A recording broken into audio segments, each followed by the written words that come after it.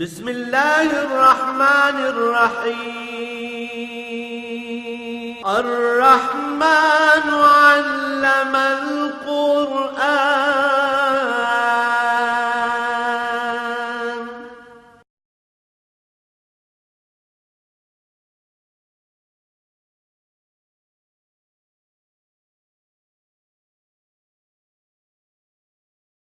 الحمد للہ رب العالمین والصلاة والسلام علی حبیبہ محمد وآلہ وصحبہ اجمعین۔ اعوذ باللہ من الشیطان الرجیم، بسم اللہ الرحمن الرحیم۔ ستجدون آخرین یریدون ان یامنوکم ویامنوا قومہم کلما ردوا الی الفتنة ارکسوا فیہا فإن لم يعتزلوكم ويلقوا إليكم السلام ويكفوا أيديهم فخذوهم واقتلوهم حيث ثقفتموهم أولئكم جعلنا لكم عليهم سلطانا مبينا اللهم سبحانك لا علم لنا إلا ما علمتنا إنك أنت العليم الحكيم مولاي صل وسلم دائما أبدا على حبيبك خير الخلق كلهم۔ دو طرح کے لوگوں کے ساتھ سلوک کا ذکر ہو چکا، یہاں تیسری طرح کے لوگوں کا ارشاد فرمایا گیا، ستجدون آخرین یریدون ان یامنوکم ویامنوا قومہم۔ کچھ لوگ آپ کو ایسے ملیں گے جو مسلمانوں کے ساتھ بھی امن میں رہنا چاہتے ہیں اور اپنی قوم کے ساتھ بھی یعنی درمیان میں رہنا چاہتے ہیں۔ جو لوگ مسلمانوں سے جنگ کر رہے ہیں یا اسلام کے خلاف بغاوت کر رہے ہیں، ان کے خلاف لڑنا نہیں چاہتے، لیکن لڑنا مسلمانوں سے بھی نہیں چاہتے۔ فرمایا یہ جو تیسری قسم ہے، ان کا مزاج ایسا ہوتا ہے کہ جب انہیں موقع ملتا ہے کلما ردوا الی الفتنۃ ارکسوا فیہا، جب کوئی بگاڑ پیدا ہوتا ہے تو اس میں یہ شامل ہو جاتے ہیں۔ یعنی یہ تیسری قسم منافقین کی ہوتی ہے، جو بظاہر مسلمانوں کے ساتھ بھی امن سے رہنا چاہتے ہیں لیکن کفر کے خلاف جہاد نہیں کرنا چاہتے، کفر کے ساتھ خلاف لڑنا بھی نہیں چاہتے، برائی کی مخالفت بھی نہیں کرتے اور نیکی کی حمایت کرتے ہیں۔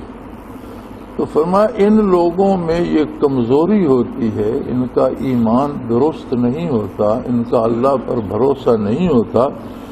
جب کوئی پریشانی کھڑی ہوتی ہے، کوئی فتنہ کھڑا ہوتا ہے، کوئی فساد کھڑا ہوتا ہے تو یہ سب سے پہلے اس میں مبتلا ہو جاتے ہیں۔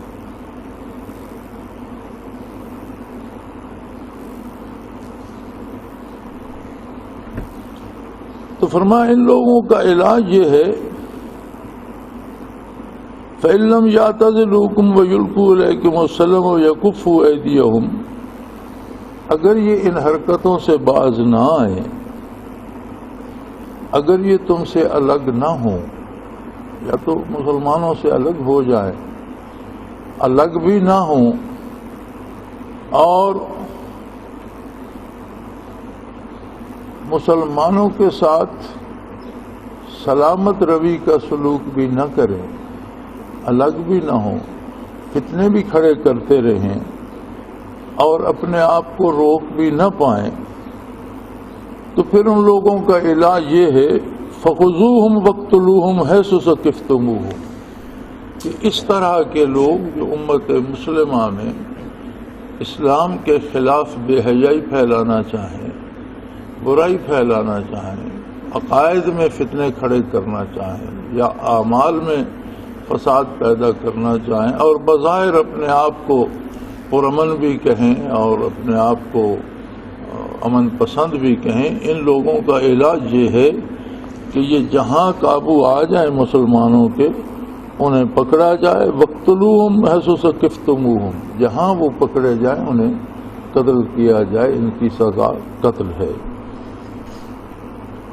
وَأُولَئِكَ جَعَلْنَا لَكُمْ عَلَيْهِمْ سُلْطَانًا مُبِينًا، اس طرح کے جو لوگ فتنہ پرور ہیں اور اپنے آپ کو بظاہر امن کا داعی ظاہر کرتے ہیں، بظاہر دعویٰ یہ کرتے ہیں کہ ہم لڑنا نہیں چاہتے، ہم مسلمانوں سے بھی نہیں لڑنا چاہتے، ہم غیر مسلموں سے بھی نہیں لڑنا چاہتے، ہم تو امن کے داعی ہیں، ہم جنگ کے خلاف ہیں، لیکن عمل جو ہے مسلسل ان کا وہ امن کے خلاف ہے، فتنے پیدا کرتے ہیں، کبھی عقائد میں فتنے کھڑے کرتے ہیں، کبھی اعمال و کردار میں فتنے کھڑے کرتے ہیں۔ تو ان لوگوں کا ایک ہی علاج ہے کہ حکومت اسلامیہ کے جہاں بھی یہ قابو آ جائیں مسلمانوں کو اس بات پہ سلطان مبینہ صاف صاف حجت دی گئی ہے، دلیل دی گئی ہے کہ یہ جہاں قابو آئیں انہیں قتل کر دیا جائے۔ وما كان لمؤمن ان يقتل مؤمنا الا خطأ، کسی کلمہ گو کو، کسی ایماندار کو، کسی مومن کو یہ زیب نہیں دیتا کہ وہ دوسرے مومن کو قتل کرے، الا خطأ، ہاں بتقاضائے بشریت غلطی سے ایسا ہو جائے تو ایک الگ بات ہے، ارادہ کر کے سوچ سمجھ کے مال حاصل کرنے کے لالچ میں یا اس کی حکومت چھیننے کے لالچ میں یا اقتدار کے لالچ میں دوسرے مسلمان کو اگر مسلمان قتل کرے تو یہ مسلمان کو زیب نہیں دیتا، پھر اس کی مسلمانی پہ سوال کھڑا ہو جاتا ہے کہ کیا یہ مسلمان ہے جو مسلمان کو قتل کر رہا ہے۔ ومن قتل مومنا خطأ فتحریر رقبۃ مؤمنۃ ودیۃ مسلمۃ الی اہلہ الا ان یصدقوا، ہاں خطأً کسی مسلمان سے کوئی مسلمان قتل ہو جاتا ہے، کسی نے قتل کی نیت سے نہیں، ویسے ہی کسی کو ناراض ہو کر لاٹھی مار دی اور اتنی سخت لگی کہ وہ مر گیا، اس کا ارادہ قتل کا نہیں تھا، یا وہ قتل نہیں کرنا چاہتا تھا، اس کے ہاتھ سے گولی چل کے بندہ مر گیا، کوئی خطأً غلطی سے قتل ہو جائے تو اس کا بدلہ یہ ہے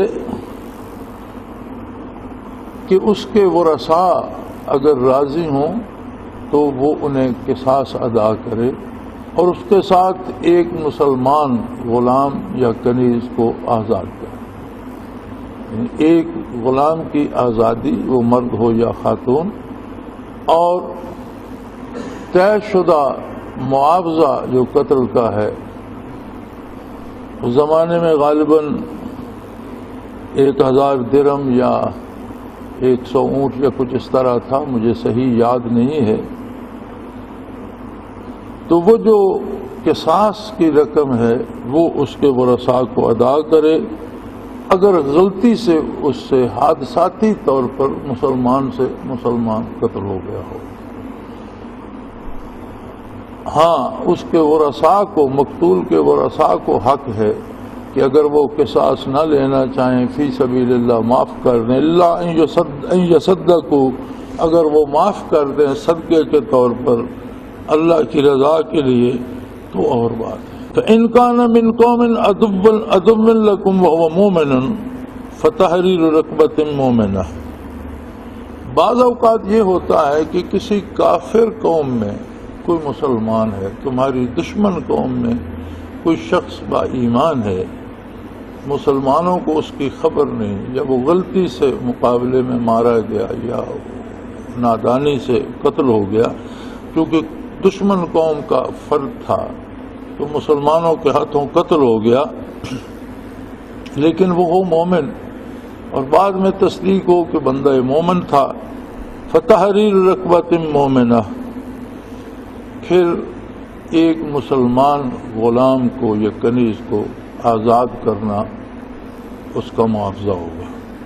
وَإِنْ كَانَ مِنْ قَوْمٍ بَيْنَكُمْ وَبَيْنَهُمْ مِيثَاقٌ فَدِيَّةٌ مُسَلَّمَةٌ إِلَىٰ أَهْلِهِ وَتَحْرِيرُ رَقْبَةٍ مُؤْمِنَةٍ، پھر یہ بھی ہو سکتا ہے کہ اس قبیلے اور مسلمان حکومت کے درمیان معاہدہ ہو امن کا، لیکن وہ مسلمانوں سے غلطی سے مارا جائے ان کا کوئی بندہ، تو اس کے بدلے قصاص بھی دینا پڑے گا اور مسلمان غلام یا کنیز کو آزاد بھی کرنا ہوگا۔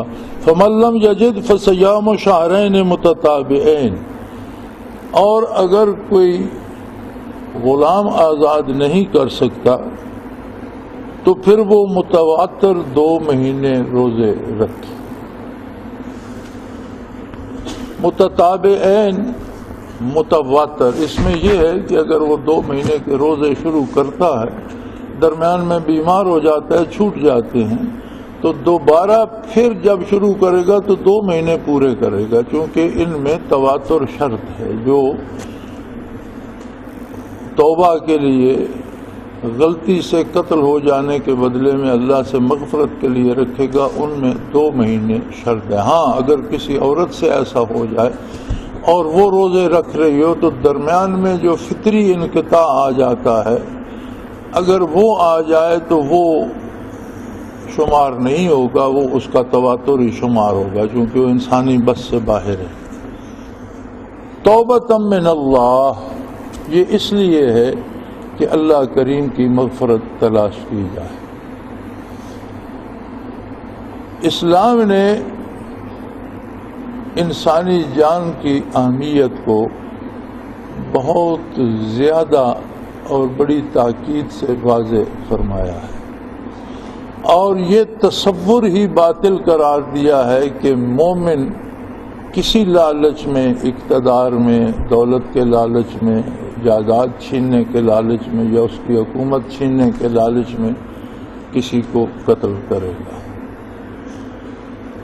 اب یہ جواب تو اللہ کریم کے نزدیک دینا پڑے گا کہ دنیا میں جسے اقتدار نصیب ہوا اس نے دوسروں کے ممالک پر قبضہ کرنے کے لیے، ان کی دولت چھیننے کے لیے لاکھوں لوگوں کا خون بہایا، اور مسلمان حکمرانوں نے بھی مسلمانوں کا قتل عام کیا، یا آج تک بھی مسلمان حکومتیں طول اقتدار کے لیے یا کفار کو خوش کرنے کے لیے مسلمانوں کا قتل عام کر رہی ہیں۔ اس کا حساب تو عند اللہ ہوگا اور ہر ایک کا ہوگا، ہر ایک کو دینا ہوگا۔ لیکن اسلام میں ارادتاً مومن کو قتل کرنے کا کوئی تصور نہیں، حتیٰ کہ غیر مومن بھی، کافر بھی اگر فساد پیدا نہ کرے، ظلم نہ کرے، زیادتی نہ کرے، امن سے رہنا چاہے تو اس کے قتل کا بھی کوئی جواز نہیں۔ وَقَانَ اللَّهُ عَلِيمًا حَكِيمًا، اللہ کریم خوب جانتے ہیں کہ کس شخص نے کس ارادے سے، کس نیت سے کون سا کام کیا ہے، کیا کام کیا ہے۔ وہ حکیمہ، اور وہ دانا تر ہے۔ اس کی حکمت کا تقاضا ہے کہ اس نے لوگوں کو عمل کرنے کی فرصت دی، وہ کسی کی روزی بند نہیں کرتا، سانسیں نہیں چھینتا، کسی کے عیوب اچھالتا نہیں ہے، لیکن اس کا یہ مطلب نہیں ہے کہ وہ جانتا نہیں ہے، وہ علیم ہے، وہ جانتا ہے سب کچھ، اور اس نے اپنی حکمت کے تابع ایک معین وقت کر دیا ہے جس وقت سب کو سب کے روبرو حساب دینا پڑے گا۔ لیکن اگر کوئی جان بوجھ کر بندے مومن کو قتل کرتا ہے، وَمَن يَقْتُلْ مُؤْمِنًا مُتَعَمِّدًا، کوئی شخص اپنے اقتدار کے لیے، دولت کے حصول کے لیے، کسی دنیاوی لالچ کے لیے جان بوجھ کر مسلمانوں کو قتل کرتا ہے، فَجَزَاؤُهُ جَهَنَّمُ خَالِدًا فِيهَا، تو اس کی جزا جہنم ہے جس میں وہ ہمیشہ ہمیشہ رہے گا۔ اب یاد رکھیں، یہ خلود فی النار جو ہے یہ ایمان کے ساتھ نہیں ہو سکتا، یہ صرف کفر کے لیے۔ مومنین اگر گناہگار بھی ہوں گے، پہلی بات تو یہ ہے کہ وہ مومنین جو خلوص دل سے اللہ کی رضا کے لیے کوشاں رہتے ہیں، اور وہ تقاضائے بشریت ان سے بھول چوک ہو جاتی ہے، اللہ کی مغفرت بہت وسیع ہے۔ پھر انبیاء کی شفاعت ہے، نبی کریم صلی اللہ علیہ وسلم کی شفاعت ہے، نیک اعمال شفاعت کریں گے، تلاوت قرآن شفاعت کرے گی، روزہ شفاعت کرے گا، نماز سفارش کرے گی، نابالغ بچے فوت ہونے والے والدین کے لیے تقاضا کریں گے کہ میرے والدین کو میرے ساتھ بھیجا جائے۔ تو بے شمار مشائخ، اولیاء اللہ، صلحاء، شہداء، اللہ کے نیک بندے بدکاروں کے سفارشی بھی ہوں گے، ان کے جن کا ایمان باقی ہے لیکن ان سے خطا ہو۔ اس کے باوجود بھی اگر کسی کو ان سب مراحل سے گزر کر بھی اس کے گناہ دوزخ لے گئے تو بقدر گناہ کے دوزخ میں سزا پائے گا، آخر دوزخ سے رہا ہو جائے گا۔ ایمان کا تقاضا یہ ہے کہ اسے جنت میں پہنچائے گا۔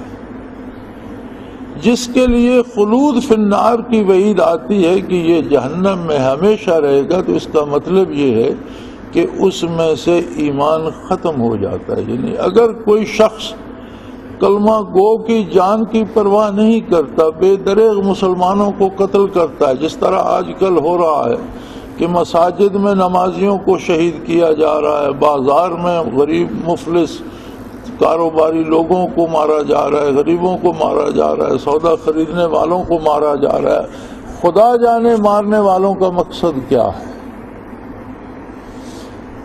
قتل ہونے والا نہیں جانتا مجھے کس نے قتل کیا، کیوں قتل کیا، اور قتل کرنے والے کو بھی یہ خبر نہیں کہ میں نے جو بم پھوڑا ہے اس سے کون مرا، وہ کون آدمی تھا، اس کا نام کیا تھا، اس کا پیشہ کیا تھا۔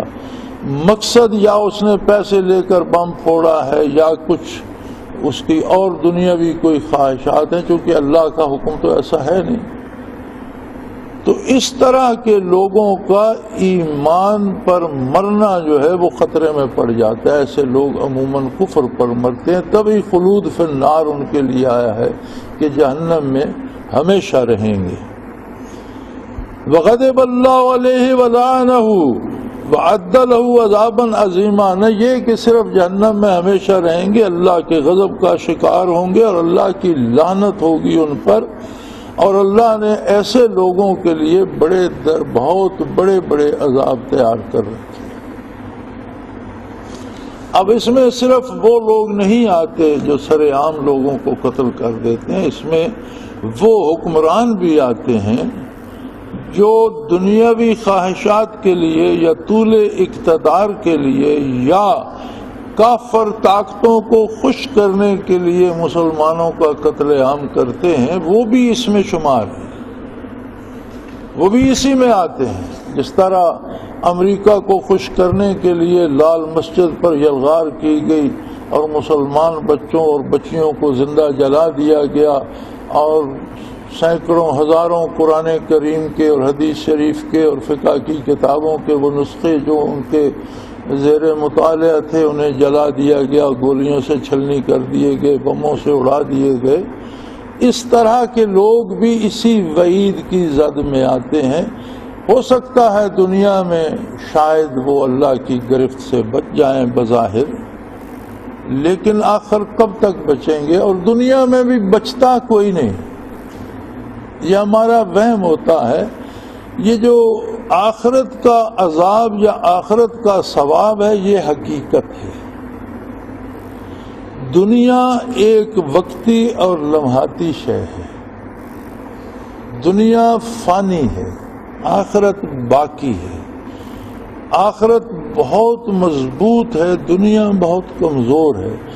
جو حصہ طاقتور ہوتا ہے وہ کمزور کو متاثر کرتا ہے۔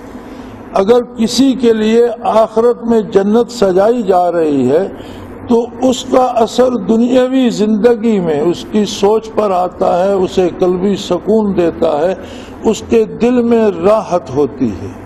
اور جس کے لیے آخرت میں جہنم بھڑکائی جا رہی ہوتی ہے وہ دنیا میں بھی رسوا بھی ہوتا ہے اور اسے دلی سکون بھی کبھی میسر نہیں ہوتا، اس کے اندر وہ شعلوں کی لپٹیں پہنچتی رہتی ہیں۔ اور یہاں تو اللہ کریم نے نہ صرف خلود فی النار کا فرمایا بلکہ فرمایا ان کے لیے جہنم میں بھی ہمیشہ رہنا ہوگا اور اللہ کا غضب ہوگا ان پر، اللہ کی لعنت کا شکار ہوں گے، اور ان کے لیے خصوصی طور پر اللہ نے بڑے بڑے عذاب تیار کر رکھے۔ یا ایھا الذین آمنوا اذا ضربتم فی سبیل اللہ فتبینوا ولا تقولوا لمن القی الیکم السلام لست مؤمنا۔ فرمایا اس حد تک احتیاط برتی جائے کہ اے جماعت مومنین، اگر تم اللہ کی راہ میں جہاد کے لیے نکلتے ہو تو جہاد فی سبیل اللہ بہت بڑی عبادت ہے، قرب الہی کا بہت بڑا سبب ہے۔ اگر غرض اللہ کی رضا اور ظلم کو روکنا مقصود، جہاد سے مراد ظلم کو روکنا اور قیام امن ہے، اور اللہ کے حکم کے مطابق کیا جائے تو فرمایا اس میں بھی فتبینوا، جہاد میں بھی اندھا دھند لوگوں کو قتل نہیں کیا جائے، فتبینوا تحقیق کر لی جائے گی کہ سامنے جو ہے وہ کافر ہے یا مومن ہے، وہ واقعی ظلم کر رہا ہے یا خواہ مخواہ اس کو کسی کے کہنے پر یا کسی کی غلط خبر پر اس کے خلاف کارروائی ہو رہی ہے۔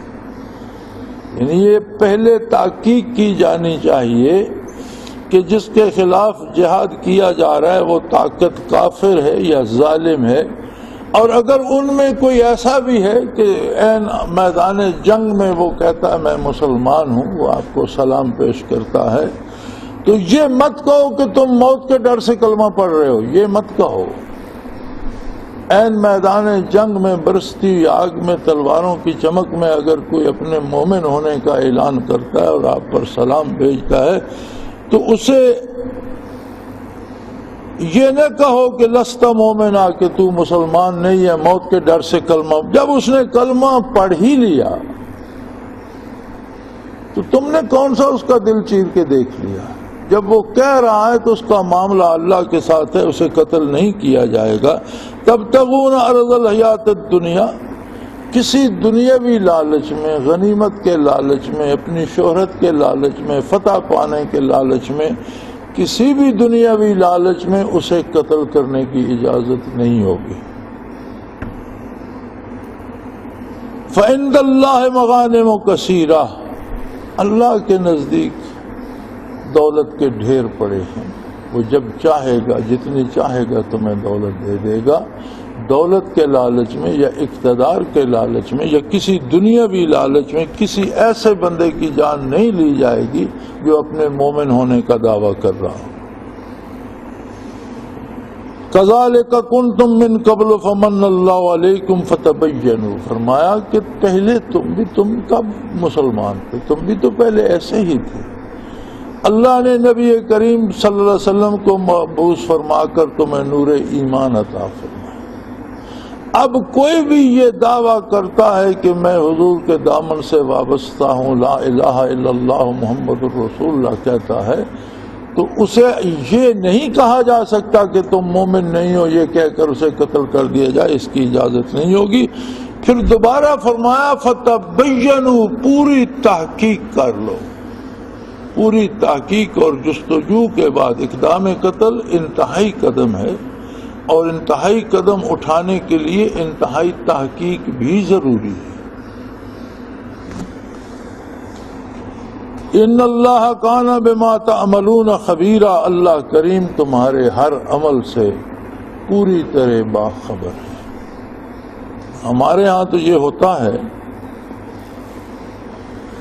کہ ہماری یہ بدنصیبی ہے کہ ہمارے اور نبی کریم صلی اللہ علیہ وسلم کے درمیان 14 صدیوں کی طویل مسافت ہے۔ تو یہاں تو زمانہ دنوں میں بڑے بڑے عزیز، بڑے بڑے محبوب لوگوں کی یادیں بھلا دیتا ہے۔ ہم اپنے والدین پر مٹی ڈالتے ہیں، اپنی اولادوں اور جگر گوشوں کو قبر میں سلاتے ہیں، اور پھر چند دنوں بعد وہ ہمیں یاد نہیں آتے۔ پھر ہمیں وہ بھول جاتے ہیں. زمانے کی روش ہے کہ یہ یادیں بھلا دیتا ہے. حضرت رحمۃ اللہ تعالی علیہ ایک ربائی پڑھا کرتے تھے, اللہ کی کروڑوں کروڑوں رحمتیں وہاں پر. کننا کا زوج حمامت فی ایکت متمتعین بصحت و شبابی دخل الزمان بنا وفرق بیننا ان الزمان مفرق الاحباب. کہ ہم تو کبوتروں کے جوڑے کی طرح پیار محبت سے, کننا کا زوج حمامت, جس طرح کبوتروں کا جوڑا مل جل کر بڑے پیار سے رہتا ہے, ہم تو اس طرح اپنے گھر میں اپنے آشیانے میں مقیم تھے. متمتعین بصحت و شبابی, زمانہ شباب کا تھا, نعمتیں اللہ نے دے رکھی تھیں, دلوں میں محبت تھی اور بڑے پیار سے جی رہے تھے. دخل الزمان بنا وفرق بیننا, زمانہ درمیان میں آ گیا اور اس نے ہمیں الگ کر دیا. ان الزمان مفرق الاحباب, یقیناً زمانہ دوستوں کو دوستوں کی یادیں بھلا دیتا, دور کر دیتا. ہمارے درمیان 14 صدیوں نے آ کر ہمیں اس نعمت عظمیٰ سے بہت دور کر دیا اور محبت پیغمبر صلی اللہ علیہ وسلم کا درد ہمارے دلوں سے چھین لیا. ہمارے سینے کٹھور ہو گئے, سخت ہو گئے, دل پتھر بن گئے. ہم مسلمانوں کو بھی وقتی فائدے کے لیے ذبح کر دیتے ہیں, بم سے اڑا دیتے ہیں, گولی سے تباہ کر دیتے ہیں. اور اب تو عالم یہ ہے کہ خطرہ یہ ہے کہ ہم سے وہ آخرت کا تصور بھی ضائع ہو رہا ہے. ہم اگر اپنے آج کے رویوں کو دیکھیں تو ایک عام آدمی سے, ایک عام دیہاتی سے لے کر ایک عام دکاندار سے لے کر حکمرانوں تک آخرت کا تصور نہیں. ہر بندہ اس کوشش میں ہے کہ میں دوسرے سے کچھ دنیاوی چیزیں, دنیاوی فائدہ حاصل کر لوں, جھوٹ بول کر, چوری کر کے, زبردستی. ہمارے یہاں یہ بڑا کاروبار ہے کوئلے کا, کوئی ضمانت نہیں دے سکتا کہ آپ جس کی قیمت دے رہے ہیں آپ کو اسی کوالٹی کا مال ملے گا. آپ جتنے کی قیمت دے رہے ہیں اتنا مال پورا ہو.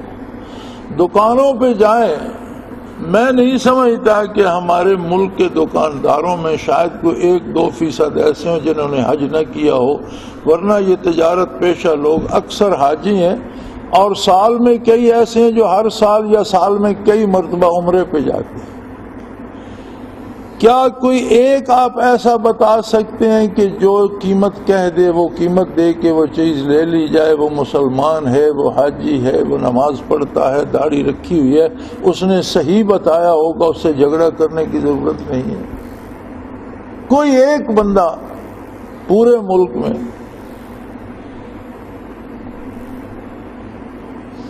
اسی طرح خریدار کی یہ ہوتی ہے خواہش کہ ایک چیز قیمتاً خرید رہا ہوں, کوئی چیز اس کی نظر بچا کر مفت میں بھی اٹھا لوں, جیب میں ڈال لوں, پوری قیمت نہ دوں, آدھی قیمت دے کر جعلی کا نوٹ دے کر چلا جاؤں, کسی نہ کسی طرح اسے میں لوٹ لوں. اب اس کو آپ اوپر لے جائیں تو اوپر کی سطح پر تو آخرت کا, اللہ کا, رسول کا تصور ہی نہیں ملتا. اوپر کی سطح پر تو آج کی صورتحال لے لیں تو اب ماشاءاللہ بفضل اللہ 2 جماعتوں کی حکومت ہے, اور بڑی ہماری آزمائی ہوئی جماعتیں ہیں دونوں. یعنی 2 دفعہ مسلم لیگ حکومت کر چکی ہے اور 2 دفعہ پیپلز پارٹی حکومت کر چکی ہے ملک پر. اس سے پہلے دونوں 2 دفعہ آزمائے جا چکے ہیں. اب تیسرا تجربہ یہ ہو رہا ہے کہ دونوں کو ملا کر آزمایا جائے. دونوں کی کوششیں دیکھو تو مسلم لیگ کا ایک ہی پروپیگنڈا ہے, جج بحال ہونے چاہیے, ضرور ہونے چاہیے, لیکن جب آپ حکمران تھے آپ نے ججوں کو بھگا دیا. جب مسلم لیگ کی حکومت تھی یہی سپریم کورٹ تھی اور اسی کے چیف جسٹس کو آپ لوگوں نے بھگا دیا تھا. آج ججوں سے آپ کو اتنا پیار ہو گیا، ججوں سے پیار نہیں ہے۔ خیال یہ ہے کہ حکومت چل نہیں سکے گی تو شاید اس نعرے کے تو فعل ہمیں کچھ زیادہ حمایت پبلک کی مل جائے، دوبارہ الیکشن ہوگا تو شاید ہم زیادہ سیٹیں لے آئیں گے۔ اب پیپلز پارٹی کو چاہیے تھا کہ وہ بھی لوگوں کی حمایت جیتی، اس نے پہلے تو کالا باغ کا منصوبہ ہی منصوبہ تھا، بن نہیں رہا تھا، جو منصوبہ تھا اسے بھی ذبح کر دیا۔ غرض یہ تھی کہ سرحد کے جو مخالف ہیں اور سندھ کے جو مخالف ہیں یہ ججوں کے حمایت میں ووٹ لے لیں گے، ہم کالا باغ ڈیم کو ذبح کر کے ان کی حمایت ہم جیت لیں گے۔ اب اس پر تسلی نہیں ہوئی، اعلان کر دیا گیا جی سزائے موت معاف کر دو۔ اب سزائے موت معاف کرنے کا یہ مطلب ہے کہ ملک کے سارے غنڈوں کی حمایت ہمیں مل جائے گی، جتنے قاتل پیشہ ور لوگ ہیں وہ سارے تو ہمیں دعائیں دیں گے۔ تو کوئی مر رہا ہے یا جی رہا ہے، اور یہ اکانومی کمزور ہو گئی ہے، ایک دن میں اتنا پٹرول، اتنا تیل، اتنی قیمت بڑھا دو۔ کاش کوئی گن سکتا کہ ایک دن کی گیس، ایک دن کے پٹرول، ایک دن کے ڈیزل سے کتنے ارب روپیہ نقد حکومت کو وصول ہوا۔ ایک دن میں اربوں روپے سارے نقد وصول ہوئے، پھر وہ کہاں غرق ہو گئے؟ تیل کی قیمتیں تو بڑھ گئیں اور جو سرمایہ جمع ہوا وہ کون سی تعمیر پہ لگ رہا ہے؟ یہی کہ جس نے داڑھی رکھی ہوئی ہے، یہ پگڑی باندھتا ہے، یہ طالبان ہے، اسے گولی مار دو۔ داڑھی رکھنا، نماز پڑھنا، پگڑی باندھنا ناقابل معافی جرم ہو گیا، اور لنڈے سے پتلون کوٹ کا پہن لو، کافروں کا استعمال شدہ لے کر بھی داڑھی صاف کر دو اور منہ ٹیڑھا کر کے انگریزی بولنا شروع کر دو تو آپ نہایت محترم ہو گئے۔ تو کہاں آخرت کا تصور کہاں ہے؟ میرے پاس ہے، عام آدمی کے پاس ہے، دکاندار کے پاس ہے، حکمران کے پاس ہے، کہاں ہے؟ تو اگر عقیدے اتنے کمزور ہو جائیں تو اس پہ وعید خلود فی النار کی آئے گی نا، پھر ہمیشہ دوزخی کی وعید آئے گی۔ یہ نتیجہ ہوتا ہے اعمال و کردار کا۔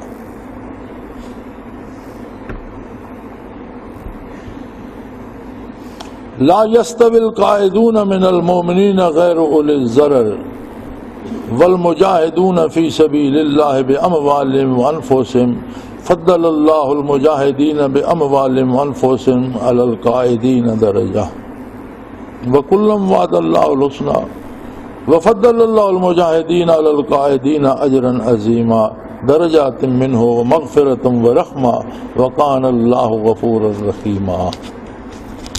فرمایا یاد رکھو ایمان کے بھی دو درجے ہیں۔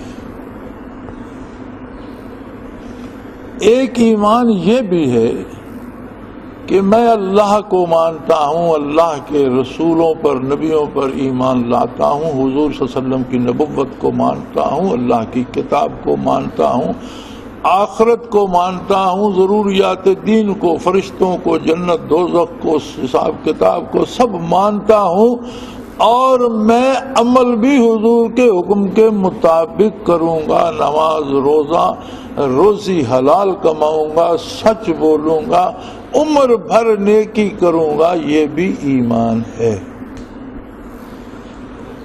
یعنی بندہ ایمان قبول کرے اور اپنے آپ کو، اپنی فکر کو، اپنے کردار کو، اپنی سوچوں کو ایمان کے مطابق ڈھال لے، الحمدللہ بہت اچھا ایمان ہے۔ فرمایا لیکن ایک ایمان اور بھی ہے، دو درجے ہیں ایمان کے۔ دوسرا کون سا ہے؟ فرمایا دوسرا ایمان وہ ہے جو بے قرار کر دیتا ہے کہ اللہ کی باقی مخلوق کیوں اللہ سے نا آشنا ہے، ضرورت پڑے تو جہاد کرتا ہے شمشیر بکف ہو کر، جان دینی پڑے تو لٹا دیتا ہے کہ کفر ختم ہو اور دین کا بول بالا ہو، مال کی ضرورت پڑے تو مال خرچ کرتا ہے، سفر کرنا پڑے تو سفر کرتا ہے، کہیں زخم کھانے پڑے تو سینے پہ کھاتا ہے۔ فرمایا یہ دوسرا درجہ اللہ کو بڑا پسند ہے. یہ دونوں ایک جیسے نہیں ہو سکتے. لا يستوي القاعدون من المؤمنین غیر اولی الضرر والمجاہدون فی سبیل اللہ باموالہم وانفسہم. فرمایا وہ مومن جو ایمان بھی قطعی رکھتا ہو، دل سے یقین رکھتا ہو اور باعمل مسلمان بھی ہو، رزق بھی حلال کھاتا ہو، سچ بولتا ہو، نیکی کرتا ہو، فرائض و نوافل بھی ادا کرتا ہو، ذکر اذکار بھی کرتا ہو، لیکن اپنی حد تک. فرمایا وہ اس کا مقابلہ تو نہیں کر سکتا جس کا دل بے قرار ہو جائے اور اس روشنی کو لے کر چار دانگ عالم میں پھیلانے کے لیے سرگرداں ہو جائے، وقت بھی خرچ کرے، محنت بھی خرچ کرے، جان کی ضرورت پڑے تو جان خرچ کر دے. فضل اللہ المجاہدین، اللہ نے جہاد کرنے والوں کو بہت بلند درجہ دیا ہے. بیٹھ رہنے والے پر انہیں بہت فضیلت عطا کی ہے. یہاں ایک مسئلہ تصوف کا بھی حل ہو گیا کہ لوگ دو طرح کے ہوتے ہیں. الحمدللہ نیک لوگ اللہ اللہ سیکھتے ہیں، یا اللہ اللہ سیکھ کر بندہ نیک ہو جاتا ہے. ایک بندہ مطمئن ہو جاتا ہے کہ مجھے اللہ کا ذکر بھی نصیب ہے، مراقبات بھی نصیب ہے، توفیق عمل بھی ہے، بس کافی ہے، اپنی جگہ پہ مطمئن. دوسرے کے دل میں آگ لگ جاتی ہے، وہ کہتا ہے یار یہ اس درد کو بانٹا جائے، اسے پھیلایا جائے، یہ باقی بھی تو اللہ کی مخلوق ہے، ان کے دلوں کو بھی درد آشنا کیا جائے. فرمایا دونوں برابر نہیں ہو سکتے. درد دل نصیب ہوتا ہے، لیکن جسے ملے اور اسے اتنا بے قرار کر دے کہ وہ اسے بانٹنے نکل پڑے، لے کر بیٹھ رہنے والا اور لے کر لٹانے والا فرمایا کبھی ایک جیسے نہیں ہو سکتے.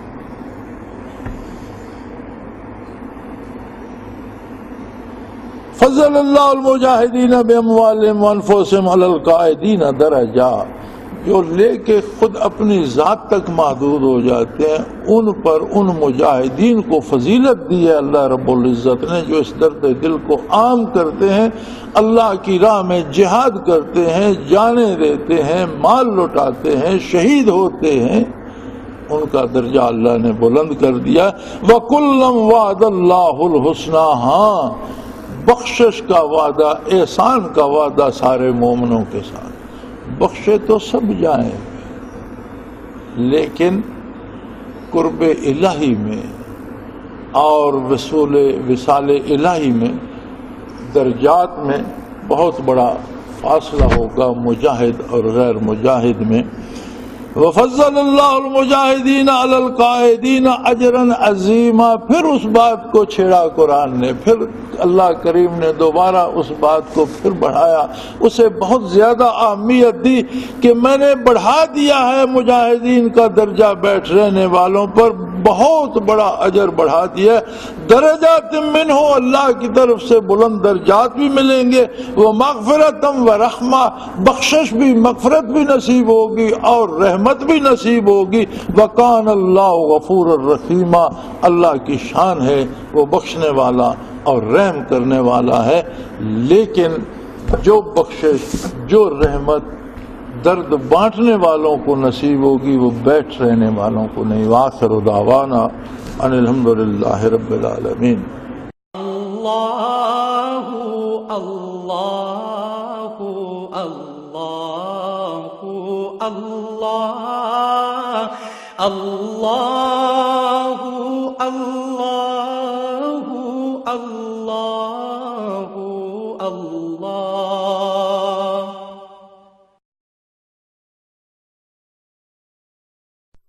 حضرت امیر محمد اکرم آوان مد ذلہ العالی دارالعرفان منارہ ضلع چکوال میں سالہ سال سے قرآن و حدیث کے اوپر خطابات کر رہے ہیں اور سلسلہ نقشبندیہ اویسیہ کے مطابق لوگوں کو ذکر الہی کی تربیت دے رہے ہیں.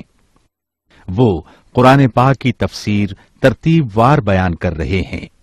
تفسیر قرآن کو وہ موجودہ ملکی اور بین الاقوامی حالات کے مطابق بیان کرتے ہیں. موٹر وے سے کلر کہار کے انٹرچینج سے نکلتے ہوئے کلر کہار کی جھیل سے ہوتے ہوئے میانی، بوچھال اور نورپور سے گزرتے ہوئے دارالعرفان منارہ پہنچ سکتے ہیں۔ حضرت امیر محمد اکرم آوان نے بچیوں اور بچوں کی دینی اور دنیاوی تعلیم کے لیے سقارہ اکیڈمی کے نام سے ایک درسگاہ بھی قائم کی ہے، جس کا افتتاح ملک پاکستان کے صدر جنرل محمد ضیاء الحق نے اپنے دست مبارک سے کیا تھا۔ وہ تمام احباب جو اسلام کی طلب رکھتے ہیں ان سے گزارش ہے کہ دارالعرفان منارہ ضلع چکوال میں امیر محمد اکرم آوان صاحب کے خطابات سے مستفید ہوں۔ وہ ہر جمعے کو نماز سے پہلے بیان فرماتے ہیں۔ ہر ماہ کی پہلی اتوار کو ماہانہ اجتماع ہوتا ہے جس میں آپ خصوصی خطاب فرماتے ہیں اور پاکستان کے چاروں صوبوں سے احباب اس اجتماع میں شرکت کرتے ہیں۔ اس کے علاوہ یہاں سال میں 2 مرکزی اجتماعات بھی ہوتے ہیں، ایک رمضان المبارک میں اعتکاف کا اجتماع اور دوسرا جولائی اور اگست میں 40 دن کا اجتماع ہوتا ہے جس میں روحانی تربیت کی جاتی ہے۔ اپنا خون سیماب دے کر اتنا ہم کر جائیں گے، نام آقا کا چمن میں پھر رقم کر جائیں گے۔